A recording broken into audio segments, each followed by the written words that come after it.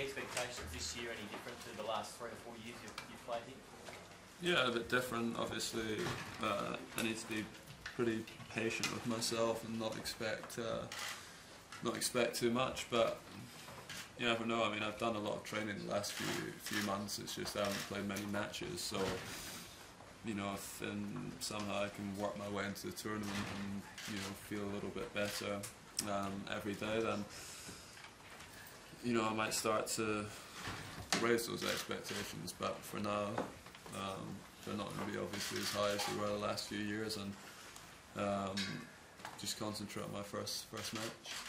Right now, I'm going to be away for basically 5 months away from home. So,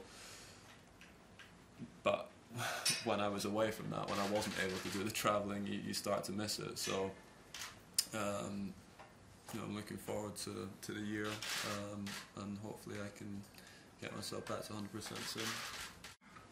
I think it's good for tennis to see all of these great players back and involved in the game.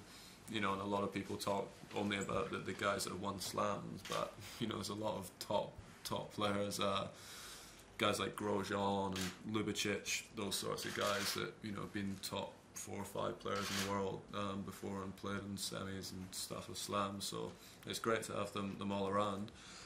But the one thing, the player needs to put the work in. The player needs to be willing to put the work in the gym and on the practice court and stuff. And it doesn't matter how good the coach is. You can have a great coach, if you don't put the work in, then you're not going to get results. So. Even at a subconscious level, a stage where you think it might help your training if you're trying to impress a past great player?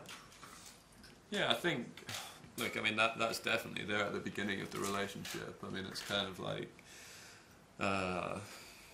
yeah, I guess any relationship that you have, if it's with a woman, I would try to impress my girlfriend a lot more the first few months I was with her than I do now. I guess that's